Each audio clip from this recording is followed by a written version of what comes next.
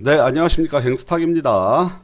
지난 강의를 통해서 투자 종목을 선정하는 방법에는 크게 기본적 분석과 기술적 분석이 있다고 설명을 드렸습니다. 자, 오늘 강의 시간에는 기본적 분석에 대해서 알아볼 것이고요. 이제 기술적 분석의 경우는 이제 다음에 여러 차례 강의를 통해서 관련 내용들을 다뤄볼 계획입니다. 자, 기본적 분석이랑 펀더멘털 어널리시스라고 하고요. 가치 분석을 통해서 기업의 가치 분석을 통해서 투자 여부를 결정하는 방법이라고 볼 수 있겠습니다. 기본적 분석을 통해서 이제 우리의 목표는 성장성 있는 종목을 찾아내거나 또는 저평가되어 있는 종목을 찾아내는 걸 목표로 하고요. 즉 기업의 실적을 바탕으로 해서 현재 시장에서 평가받고 있는 가치와 비교해서 적정한 주가를 예측을 하고 투자 여부를 결정하는 일련의 작업이라고 이해하시면 될 것 같습니다. 자, 기본적 분석의 종류에 대해서 알아볼 텐데요. 기본적 분석은 이제 개별 종목을 분석하는 것뿐만 아니고 이제 시장 전체를 분석하거나 업종을 분석하는 방법도 있습니다. 이러한 내용 같은 경우는 이제 전반적인 흐름에 대해서 이해를 하는 것이 중요하고요. 이제 시장 분석 같은 경우는 이제 현재 경기 상황, 경제 상황과 그 다음에 주식 시장의 상황을 앞으로 이제 예측을 하는 거죠. 이런 건 전체적으로 앞으로 오를 것이다, 떨어질 것이다 이런 방향성을 예측하는 것이 중요하고 해당 방향성에 따라서 이제 좀 시장이 이제 계속 좋을 것 같으면 좀 적극적인 투자를 하고 반대로 시장이 조금 약세를 장을 보일 것이다 라는 이제 예측이 됐을 때는 좀 더 보수적으로 투자하는 소극적으로 투자하는 그런 방법이 있겠습니다. 자, 그 외에도 업종을 분석을 해야 되는데요. 이제 업종 같은 경우 현재 이제 시장에서 주목받고 있는 업종이라든지 성장성 보이고 있는 업종 또는 실적이 잘 나오고 있는 업종 등을 통해서 이제 뭐 좋은 업종을 찾아내고 그 업종 내의 종목을 또 찾아서 투자를 하는 그런 방법이 되겠습니다. 자, 그리고 저희가 최종적으로 목표를 하는 이제 종목 분석이 있습니다. 자, 종목 분석은 앞서 설명드렸던 것과 마찬가지로 이제 저평가 종목이나 성장성 종목 등 이제 투자할 만한 종목을 기본적 분석을 통해서 찾아내는 것입니다. 자, 그래서 기본적 분석을 위해서는 재무제표를 볼 줄 알아야 됩니다. 재무제표의 종류에는 손익계산서, 대차 대조표, 현금 흐름표 등이 있고요. 여기에 나와 있는 상당히 많은 항목들이 있는데 저희가 기본적 분석을 위해서 그 해당 항목들을 다 알 필요는 없습니다. 그리고 중요 항목들, 저희가 반드시 알아야 되는 항목들은 이제 HTS 상에서 이제 키움증권의 경우는 영웅문이죠. 영웅문에서 이제 제공을 하고 있기 때문에 해당 정보들을 중심으로 기본적 분석을 하면 될 것이고 좀 더 정보가 더 필요하다, 좀 더 잘 알아야겠다라고 할 때는 이제 전자공시 시스템 다트라 그러죠. 다트 들어가셔가지고 해당 기업의 재무제표, 이제 분기 실적, 반기 실적 등을 좀 더 자세히 살펴볼 수 있습니다.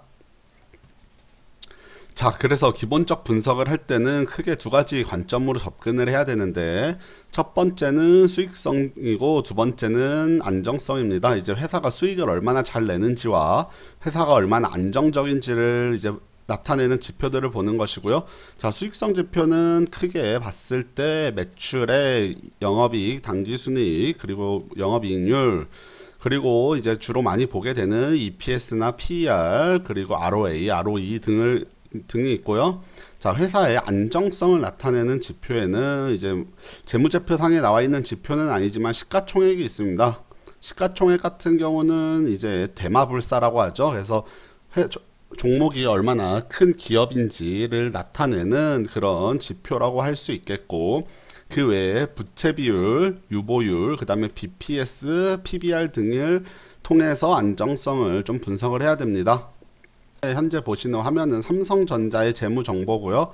여기 보시면 이제 뭐 매출액, 글씨가 좀 작긴 하지만 매출액, 영업이익, 뭐 당기순이익이 있고요. 그 외에도 뭐 자산, 부채, 자본 이런 거 있고, 부채 비율, 유보율, 뭐 영업이익률, 그리고 ROA, ROE, EPS, 뭐 DPS, PER, PBR 등이 있죠.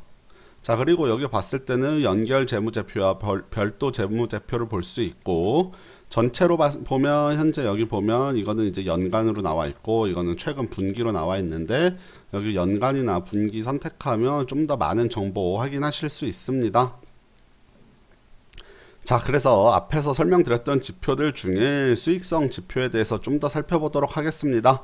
자, 먼저 매출액이 있죠. 매출액 같은 경우는 회사가 이제 영업 활동을 통해서 외부에서 얼마나 이제 돈을 벌어 들였냐 하는 것이고, 영업이익은 이제 매출액 중에서 영업 매출 원가 제하고, 그 다음에 이제 영업에 들어간 비용 제하고 나서 얼마나 이제 이익이 남았냐 하는 것이고요. 자, 그리고 당기순이익 같은 경우는 이제 영업이익에서 영업 외 비용 빼고, 그 다음에 법인세 내고 회사에 최종적으로 남은 돈이라고 볼 수 있겠습니다. 그래서 당기순이익이 높아야지 결국에는 돈을, 뭐 영업이익도 중요하지만 당기순이익이 있어야지 회사가 일단 흑자 기업이라고 볼 수 있고요.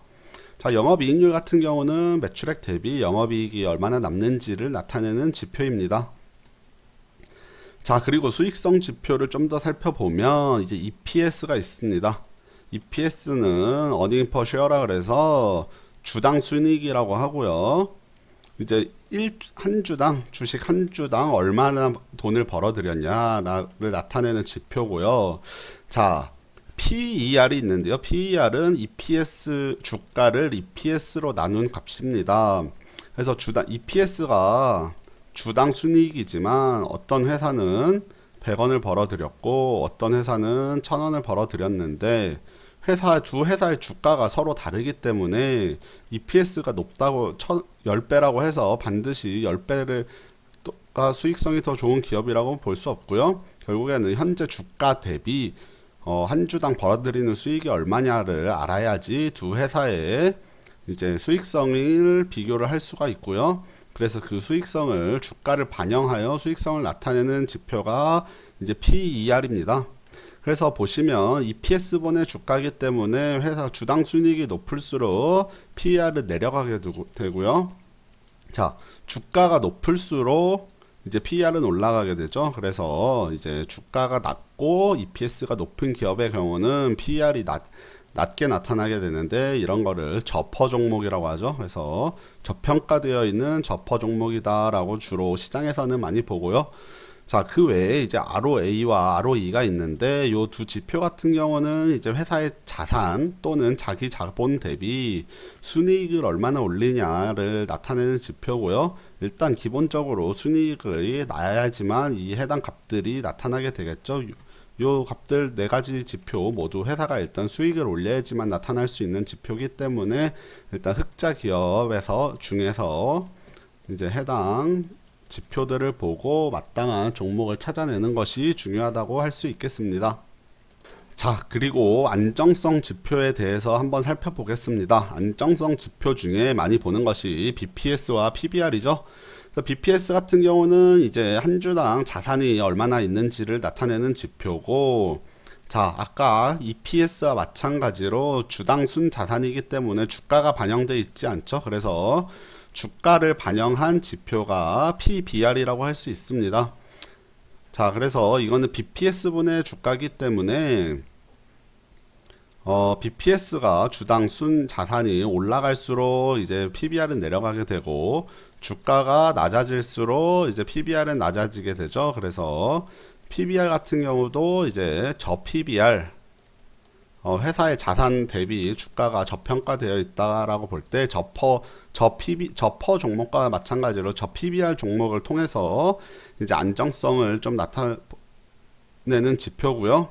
그 외에도 안정성을 나타내는 지표에는 부채 비율, 그리고 유보율이 있습니다. 부채 비율 같은 경우는 이제 회사의 부채의 비율을 나타내는 지표로, 부채 비율이 낮을수록 일단 회사는 안정적이라고 할 수 있겠죠. 자, 그리고 유보율 같은 경우도 이제 회사의 유보액이 어느 정도 있는지 나타내는 지표로서 유보율이 높은 것이 일단 회사의 안정성이 좋다고 할 수 있겠습니다. 자, 부채 비율과 유보율 같은 경우는 적정 수준을 유지해야지 이제 투자 활동이 잘 일어난다고 판단을 할 수 있겠지만, 일단 안정성 위주로 봤을 때는 이제 부채 비율은 낮고 그리고 유보율이 높은 것이 일단 안정적이다라고 볼 수 있겠습니다. 자, 그래서 저희가 이제 결국에 최종적으로 투자할 종목을 선정을 해야겠죠. 자, 종목 선정하기 위해서는 먼저 성장형 종목과 그리고 저평가 종목 그리고 고배당 종목으로 이제 크게 세 가지를 나눠볼 수 있겠습니다. 자, 성장형 종목 같은 경우는 이제 회사가 현재 벌어들이는 돈 대비해서 벌어들이는 이익 대비해서 주가는 조금 높은 수준에 있지만 그래도 매출액과 이익이 지속적으로 꾸준히 좀 큰 폭으로 증가하고 있는 종목들, 자, 최근에 떠오르고 있는 업종들에 속해 있는 종목들이라고 할 수 있겠죠. 그래서 이런 성장형 종목 같은 경우는 조금 이제 주가가 비쌀 수 있죠. 상대적으로 비쌀 수 있지만 성장성이 있기 때문에 이제 좋은 종목이다, 투자할 만한 종목이다라고 볼 수 있겠고요. 그리고 그 외에는 이제 저평가 종목이 있습니다. 저평가 종목 같은 경우는 앞서 설명드렸다시피 저퍼 종목 그리고 저PBR 종목이 있고, 일반적으로 시장에서 볼 때 PER이 10배 미만이면 좀 투자 매력이 있다고 보고, 또 이제 PBR 같은 경우는 1배 미만이면 청산을 했을 때보다도 현재 회사를 청산해서 나눠 가졌을 때보다도 현재 주가가 싸다, 이렇게 판단을 하는 근거가 됩니다. 그래서 PER과 PBR을 많이 보고 이제 저평가 종목을 찾아내게 되고요. 그 외에도 최근같이 저금리 시대에 저는 고배당 종목도 상당히 괜찮다고 봅니다. 자, 뭐 배당이 들쭉날쭉하면 안 되겠죠. 그래서 안정적인 수익을 내면서 고배당을 주는 종목, 그 중에 이제 최근에 뭐 많죠. 해서 3%, 뭐 5% 이상 주는 종목들도 꽤 있는데 3% 이상 종목이라면 좀 매력적이라고 볼 수 있고, 대신에 고배당 종목 같은 경우 배당을 받기 위해서는 좀 어느 정도 장기 투자는 염두에 두고 이제 하셔야 된다, 투자하셔야 된다, 이렇게 설명을 드리도록 하겠습니다. 자, 그래서 기본적 분석의 한계점을 말씀드리도록 하겠습니다. 자, 기본적 분석, 이제 모든 종목의 주가가 기본적 분석에만 근거해서 움직인다면 시장이 상당히 효율적이라고 할 수 있는데, 이제 결국 회사의 가치와 주가가 일치하지 못하는 시장의 비효율성이 있고요.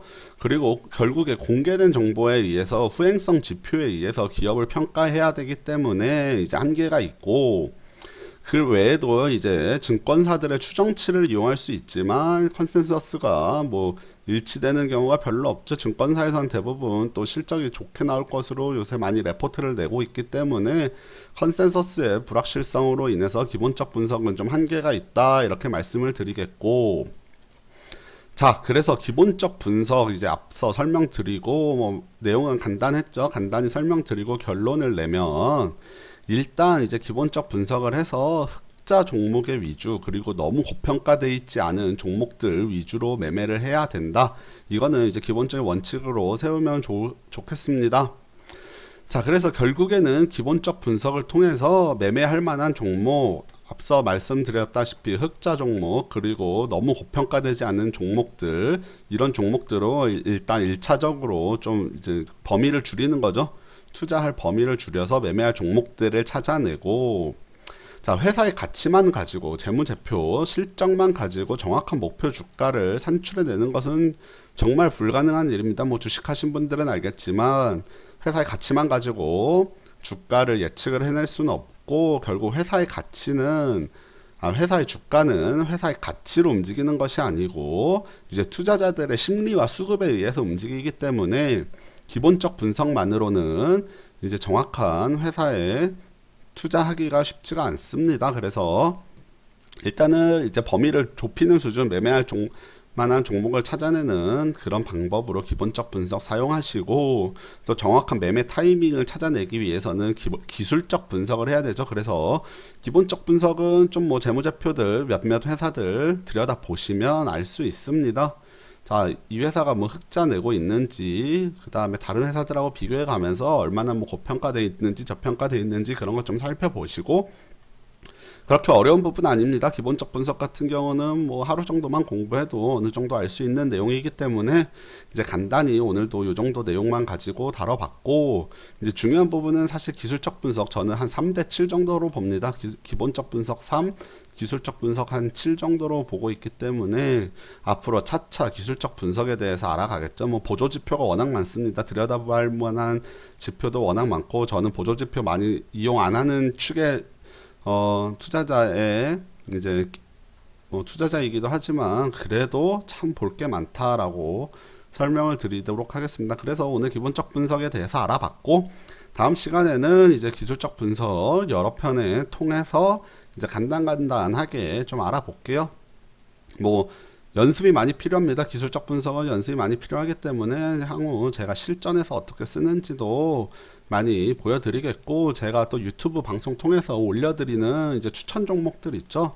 추천 종목들 보면 제가 어떤 식으로 종목들 분석하는지 좀 나와 있으니까 이제 그런 거 추천주 방송도 한번 시간 되실 때 보시면, 이제 종목을 보시라는 게 아니고 제가 어떻게 분석을 하는지 보시라는 거죠. 그래서 그런 방송들도 같이 보시면 좀 도움이 될 것 같습니다. 자, 그러면 오늘 준비한 기본적 분석에 대한 주식 강의는 이것으로 마치고, 또 다음 시간에 좋은 내용 준비해서 강의로 찾아뵙도록 하겠습니다. 네, 감사합니다.